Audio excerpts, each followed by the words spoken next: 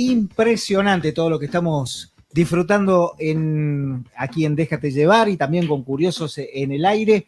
Y la verdad que estamos metiéndonos en la historia misma de la iglesia San Roque. Seba. Quizás una de las imágenes más impactantes cuando uno ingresa, primero que uno ingresa y se encuentra con esos arcos de medio punto y los arcos fajones que nos van llevando hacia el altar. Pero hacia la izquierda tenemos la imagen de uno de los púlpitos no solamente más lindos que hay en Córdoba, el más lindo indudablemente está en la iglesia de la Merced, pero los mismos constructores del púlpito de la Merced, porque esto lo dicen varios arquitectos y demás, también hicieron este púlpito que es uno de los más lindos que hay en la Argentina. Un púlpito hacia la izquierda, al costado del altar mayor, que después los vamos a tratar de describir bien y vamos a mostrar vamos a ir mostrando cada uno de los detalles. Ahora pasemos a otras imágenes de la iglesia misma. Por ejemplo, cuando hablamos del altar mayor, que tiene una mesa de altar moderna, pero por detrás un tabernáculo que fue donado por el mismísimo obispo Salguero. El obispo Salguero decía algo así: ofrezco todos los adornos del tabernáculo y púlpito nuevamente dorados. ¿Qué quiere decir? Que esos ya estaban en la iglesia, lo que era la ermita. Lo que se hizo fue sobredorarlo. Lo que se hace es a la superficie de madera o la superficie con yeso, se le pinta de rojo para que agarre más fuerza y por encima se le hace el dorado de la hoja. Tiene unas columnas que tienen una especie de estucado que es para que parezcan las columnas como si fueran de mármol. Y por encima de esas columnas lo va rodeando una enredadera hecha en este caso en yeso, que tienen un dorado a la hoja y es espectacular. Por encima de todo tenemos un medallón con la imagen de la Virgen y el Niño, y debajo en el tabernáculo esa joya que es el sagrario repujado en plata. Una verdadera joya del arte, y ya no estoy hablando que lo traían de otros lados, esto se hacía en Córdoba también. Estos trabajos también se hacían en Córdoba, a pesar de que tanto el tabernáculo como el púlpito se lo adjudican que posiblemente hayan sido enviados desde Arequipa, pero este trabajo del tabernáculo con estas impresas y estos trabajitos tan detallados, es posible que buena parte se lo hayan hecho aquí en Córdoba. Una verdadera joyita. Y es único en Córdoba y quizás en la Argentina. Es para disfrutarlo a la vista. Y después, por supuesto, vamos a ir viendo los altares. Arriba tenemos una parte de sagrario que se abre para mostrar el cáliz. Y también todos los dorados que se van conjugando. En los últimos años se estuvo arreglando dentro de la iglesia y se va a notar mucho que ya tienen todas las luminarias nuevas, se han refaccionado todas las luminarias de la iglesia San Roque en un trabajo que se viene haciendo desde hace bastante tiempo. Pasa que siempre hay algún problema por medio en el cual la provincia debe hacer otros gastos. Acuérdense que tanto la iglesia como el hospital pertenecen a la Fundación San Roque y la Fundación San Roque al gobierno de la provincia de Córdoba. Así que ahí tenemos las luminarias, se falta nomás hacer toda la parte superficial de todo lo que son las partes del techo y paredes. También tenemos los altares laterales, los dos altares que están al costado del altar mayor son los originales desde cuando se hizo la iglesia, y los otros tres, por ejemplo el Sagrado Corazón, vamos a tener diferentes altares donde tenemos a la familia Font como sus constructores. Ahí tenemos una imagen del Cristo. Bueno, en realidad no es la imagen de Cristo solamente, sino que es la imagen del Calvario, que es una representación que también llega desde el siglo XVIII. Y es así como, bueno, por supuesto con esta bóveda de medio cañón que tiene algunos problemas estructurales, pero que, como les conté, no es que se lo pueda arreglar hoy en día, ya está así. Por eso es que al costado, sobre la calle San Jerónimo, van a ver unos contrafuertes muy gruesos, muy grandes, que se tuvieron que construir a razón de que la iglesia se la termina de muy mala manera y las paredes están tendidas hacia un costado, así que para sostener las paredes se les tiene que hacer unos semejantes contrafuertes que la sostienen. En la iglesia también hay una piedra sapo donde va a estar escrito no solamente que el obispo Salguero va a ser el que fundó el lugar, sino también lo que se va a ver es el trabajo que se hace sobre la piedra sapo de excelente calidad. Ahí tenemos. Esa imagen para lo que están viendo es uno de los trabajos más finos hechos en piedra sapo. Hasta ahora, en piedra sapo teníamos en la manzana jesuítica que marcaba donde está hecho un escudo de la Compañía de Jesús, donde está el IHS, donde están los mascarones. Pero este trabajo es un trabajo muy fino, el cual se lo hizo en el siglo XVIII. Y no es algo hecho por un arquitecto ahora, sino que es algo hecho el momento que se consagró la iglesia. Entonces vemos cómo los artesanos que trabajaron con la estiatita van a trabajar ya con herramientas de precisión para hacer los dibujos y las escrituras de esa piedra sapo. Así que otro elemento más que tenemos para sumar al patrimonio cordobés. La estructura de la iglesia que pasó del periodo de esplendor de los jesuitas al periodo de acá construye el que pueda, porque hasta que empezaron a surgir los ingenieros voluntarios, como por ejemplo Manuel López, que va a terminar el Cabildo, y también parte del Hospital San Roque, hasta que llegó eso tuvo que pasar mucho tiempo, ¿sí? Ahí se entiende. Y también nos habíamos quedado con el órgano de tubos, que también habíamos recorrido. El órgano de tubos está en la parte superior, en el coro alto. Se ingresa por parte de lo que era donde vivieron las monjas del huerto. Ahí volvemos a contar después de la historia de la medicina, cuando visitemos algunos lugares poco conocidos. Se ingresa por otro lado y se va hasta donde se ubica el órgano de tubos. El obispo Salguero, cuando inauguró la iglesia, ya tenía un pequeño órgano en el cual se tocaba música. Imagínense lo que era para aquel tiempo. Estamos en el 1700 a hacer semejante obra. Y en el 1926 se trajo un órgano nuevo de Buenos Aires. Esos órganos de tubo es una hermosura lo que suena y todo el sistema complejo para hacerlo funcionar. Bueno, la última vez que lo hicimos funcionar vino Cristian Barrios, que es uno de los grandes organistas que tenemos, uno de los grandes músicos que tenemos en Córdoba, y que no solamente sabe tocar música, sino que también sabe, y muy bien, hacerlo funcionar. Así que ojalá que pronto podamos hacer el programa especial donde Cristian nos va a hacer una demostración de cómo suena esta joya que tenemos en Córdoba. Ahí Sarita Módica, vecina de la iglesia San Roque, nos está diciendo: ojalá que la restauren. Sí, ojalá. Pero está muy adelantado la restauración. Ya se hizo todo el sistema eléctrico, que es muy importante. Se estuvo poniendo también un sistema antihumedad, que es muy interesante también cómo se trabajó. Se está arreglando también todas las salas adyacentes y se está trabajando con la colección. Y dentro de la colección San Roque, acá va un chivo a otro programa más y también otro programa que ya pasó, el cual se encontró una de las mayores colecciones de ex-votos que hay en la Argentina. ¿Qué son los ex-votos? Pequeñas piezas de plata que emulan una parte del cuerpo en la cual las personas con alguna enfermedad o alguna herida le llevaban como pedido a San Roque, a la iglesia, y después iban al hospital. Si esa persona se curaba, en su ofrenda llevaba estas pequeñas piezas que usualmente eran de plata y posteriormente se hicieron de alpaca y hoy en día ya son plaquitas de plástico.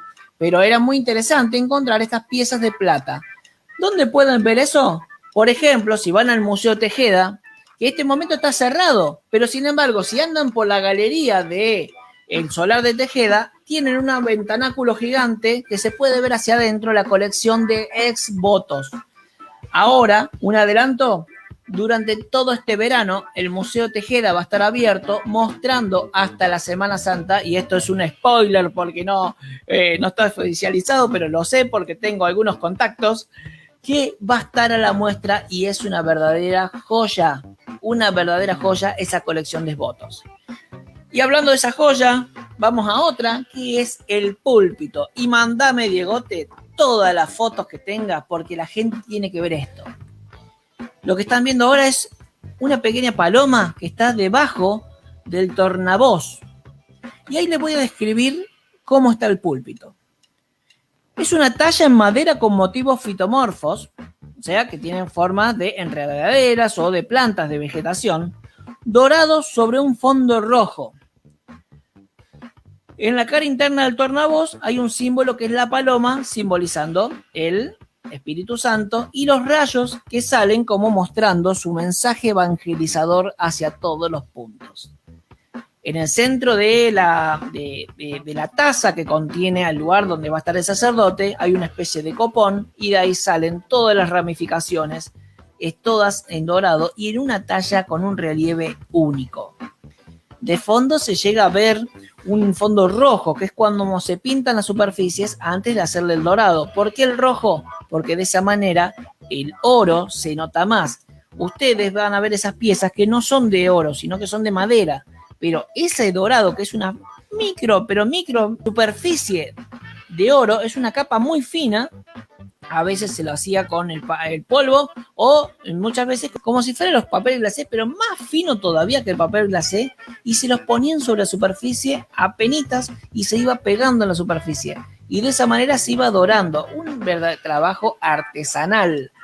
Bueno, esta talla tenía también antiguamente un cuadro de Belén en el marco de la puertita de lo que era la testera. Pero bueno, ese cuadro de Belén hoy en día se ha desaparecido. Es un excelente, pero excelente ejemplo del barroco americano. Y quizás, y esto también poca gente lo reconoce así, el último ejemplo del barroco americano, porque a partir del 1776, ya expulsados los jesuitas, se empieza a utilizar otro estilo, que es el estilo neoclásico, y ya los altares y demás van a ser de líneas mucho más sencillas. Al barroco se lo va a abandonar. Entonces, aquí tenemos uno de los últimos ejemplos del barroco colonial, el barroco americano, que tan rico es en imágenes. Miren lo que es ese tornavoz. El tornavoz se ponía por encima con una especie de techito para que el sacerdote diga el sermón o la homilía. La estética, la forma y la ubicación del púlpito eran primordiales, junto con la capacidad, por supuesto, del sacerdote para otorgar a la concurrencia un discurso firme, comprensible y en algunos casos épico. El sermón era muy importante para la sociedad colonial, incluso hasta no hace mucho tiempo también, porque lo que decía el sacerdote, que era el único formado intelectualmente en esas sociedades, era lo que el pueblo seguía. Ahora vayamos a la época colonial, en ese mismo púlpito. Lo que decía el sacerdote cuando se compenetraba en ese personaje que iba a decir la homilía después de la misa, decir el mensaje de la misa y mecharlo con toda la realidad. Si ese sacerdote era realista, o sea, realista en favor del rey de España, iba a pedir mesura a las familias cordobesas y decir, bueno, hay que esperar que el rey de España vuelva y mientras tanto tratemos de no hacer macana y seamos más tranquilos. Bueno, ahora si ese mismo sacerdote, y que los hubo y buenos, era patriota o quería la independencia, iban a hacer unas enérgicas sermones que van a romper con los estereotipos y que van a romper con esa sociedad y van a decir, hay que luchar por nuestro país, este tiene que ser nuestra tierra, no tenemos que depender más del rey y Dios nos ampara, vayamos a la guerra porque hay que independizarnos. A esos sí los escuchamos y esos sí quedaron en la historia. Así como sabemos de sermones históricos, por ejemplo, un hombre que daba unas homilías impresionantes era Fray Mamerto Esquiú. De hecho, por eso lo llaman el orador de la Constitución. No es que él estuvo cuando se hizo la Constitución, pero en el momento que se dio la Constitución Nacional, él estaba muy de acuerdo con muchos conceptos de la Constitución y él los pregonaba y la gente comprendió, la gente sin educación, sin la posibilidad de enterarse de lo que estaba pasando en otros lugares del país, comprendía la realidad a partir de lo que decía este sacerdote, como va a ser Fray Mamerto Esquiú. Y otro que también se va a hacer muy conocido por sus sermones, pero por la calidad de picarescos y porque también tenía una capacidad intelectual muy grande, el cura Brochero. Así que el púlpito, un lugar donde estas expresiones se van a destacar. Imagínenselo viéndolo en este lugar tan bello como es el púlpito de la iglesia San Roque. Y ahora sí, Diego, vamos a la última parte. Nos vamos a ir a volver en realidad, porque estamos ahí al ladito. Pasamos en realidad por los pasillos. En este momento hay una reja separándolos, pero sin la reja era todo una sola cosa. La historia del hospital. ¿En qué parte nos quedamos? Y nos quedamos allá por 1850, cuando se murió el último betlemita, tras la muerte de Fray Félix del Rosario. En ese momento Manuel Quebracho López necesitaba otra orden religiosa, porque eran los únicos que te podían trabajar gratis, ni más ni menos, y es así como buscó otra orden que sea hospitalaria. Y se encontró con las Hermanas de la Caridad, hijas de María del Huerto. ¡Fua! ¡Qué nombre! Así que, más conocidas como las Monjas del Huerto, van a hacerse cargo del hospital a partir de 1857. ¿Y cómo trabajaron estas monjitas? Porque prácticamente hacían sus trabajos de enfermería, no vamos a pretender que sean médicos en sí, pero cuidando de los enfermos. Ya ahí vemos la estructura que se hizo allá por el año 1800, cuidando de los enfermos, acompañándolos, y es así como las monjitas tuvieron que repeler prácticamente solas 2 epidemias muy grandes, como va a ser la epidemia de cólera y la epidemia de fiebre amarilla. Por suerte, allá por 1856 se crea la Universidad Nacional de Córdoba. Unos años después, la Academia Nacional de Ciencias. Y después de la Academia Nacional de Ciencias, se crea la primer Facultad de Medicina, por lo cual el Hospital San Roque se convierte también en un hospital escuela. Estamos hablando de 1877. Y es ahí donde estos mismos estudiantes que van a utilizar el lugar como un hospital escuela van a ser los grandes creadores de la nueva medicina en Córdoba. Y estamos hablando de los que traen las ideas sobre el higienismo, los que traen las ideas sobre la psicología, los que traían las ideas sobre la psiquiatría. También había muchos que estaban con la medicina natural. Y de así muchos iban a traer innovaciones de Europa, nuevos instrumentales, y todo eso se iba recargando. Hasta que en 1893, Félix Garzón Maceda crea el primer Hospital San Roque, ya público como nosotros lo conocemos, pero como parte del Estado. Si bien el hospital recién se hace cargo enteramente la provincia, allá por 1950, va a ser Félix Garzón Maceda quien lo convierta en un hospital propiamente dicho y donde se empiece a manejar junto con la ciencia. Recuerden que hasta ese momento los sacerdotes eran los que llevaban adelante el hospital y había muchas cuestiones que no se podían tocar, sobre todo tratándose de que muchos científicos querían innovar y no podían a partir de esto. Pero